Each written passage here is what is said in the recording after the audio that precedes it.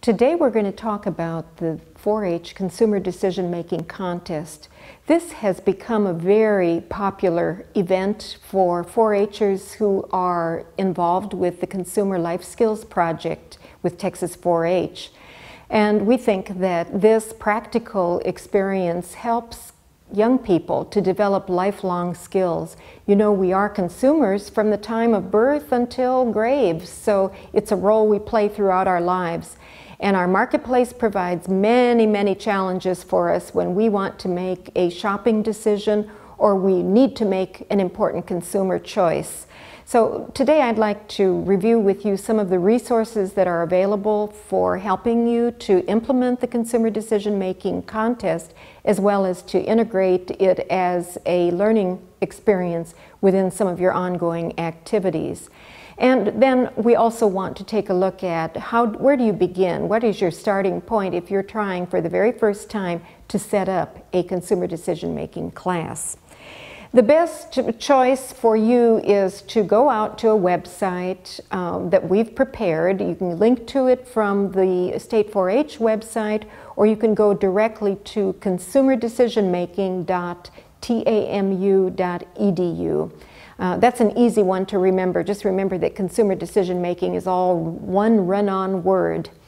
And at that website, what you will find are the documents that you will need for following the rules in conducting a consumer decision making contest. There are a number of components within this that tell you just exactly how to set up an event.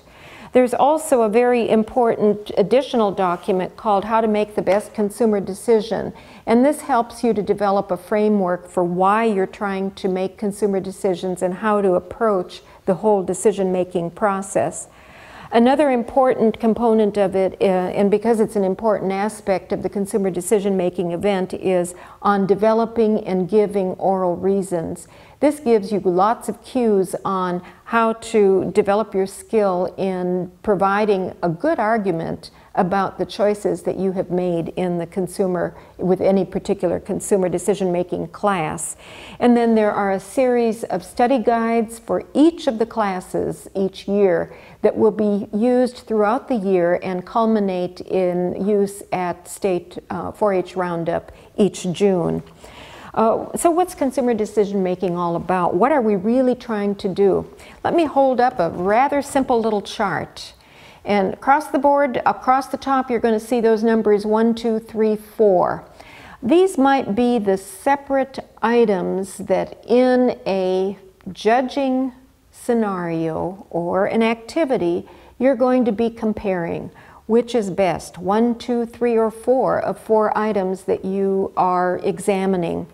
And then down the side over here, what we're really trying to look at in this kind of a, let's call it a matrix or a worksheet or a framework. What is it about this particular class of items that is important? In other words, what are the attributes or the characteristics of those items? And down on the bottom, what is the price? That might be price per ounce or price total or cost per use or cost per wear, depending upon what you are actually looking at. So always in consumer decision making, we're comparing a series of items that are similar. We're trying to get the best bang for our buck that meets our needs. And in the case of consumer decision making, what we're really looking at is fitting our decision to a particular situation, a shopping dilemma, or as we call them in consumer decision making, a situation statement. There's skill to be developed also in writing different kinds of shopping scenarios or situation statements, because even though, for example, we might be shopping for a car, let's say, how you write the situation statement might be what determines exactly the order that you would place a particular classification of 4 different vehicles. And that choice may vary depending upon how we write that situation statement. So let's set up something. Let's pretend for a minute that you're just starting out and you have a very young group of 4-Hers. I'm going to give you a short situation statement. Mom has said, oh my goodness, we've run out of shower soap. When you go to the store with your dad, would you please pick up shower soap that everybody in the family can use? That's the situation statement. How could you put this together? You could do this at the end of a regular 4-H meeting or an educational session during your regular consumer life skills project meeting. Here's an example, and I've just brought these things in rather quickly from home to demonstrate that you could do the very same thing and wouldn't have to exactly go out and buy new things for this particular learning event. So let's just take a couple of these things here. There are 2 things here, and actually I brought in 5, but remember there are only 4 that will actually be used. So if you want to make this a somewhat difficult choice, in other words, there's not a lot of difference right now among these 4 bar soaps, but maybe you want to have sort of a curveball. We're still dealing with a type of soap, it just isn't in a bar. Maybe you're going to have as your 4 classes these items, because what it really would mean if you did this is that there's a lot of difference between the first choice, the item number 1 and item number 4, if those ended up being in the ranking order of best, not so good, not a little worse, and the worst choice. Suppose the ranking ended up being 1, 2, 3, 4. Well, there's one other important thing. For kids to be able to do this successfully, everything needs to be well labeled, and I'd recommend running off just regular labels on the computer and making sure that everything is clearly labeled and that everybody can see it.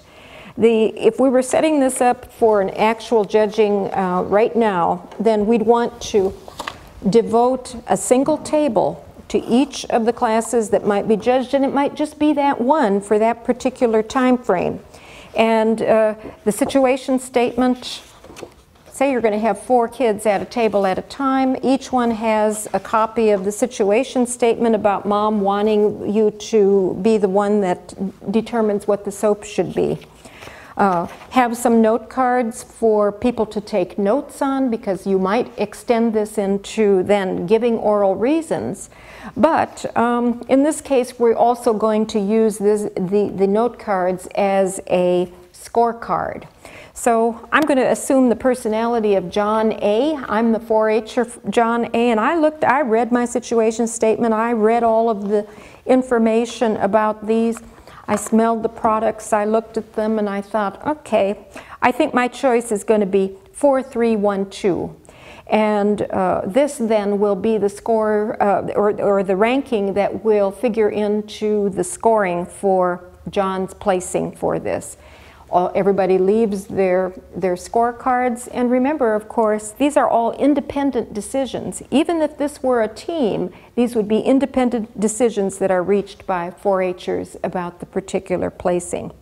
So it really is that easy. Finding things to set up as a class and giving young people the practice of both preparing situation statements, different ones, and seeing how their rankings, ratings, placings may change as they travel through and learn how to make consumer decisions.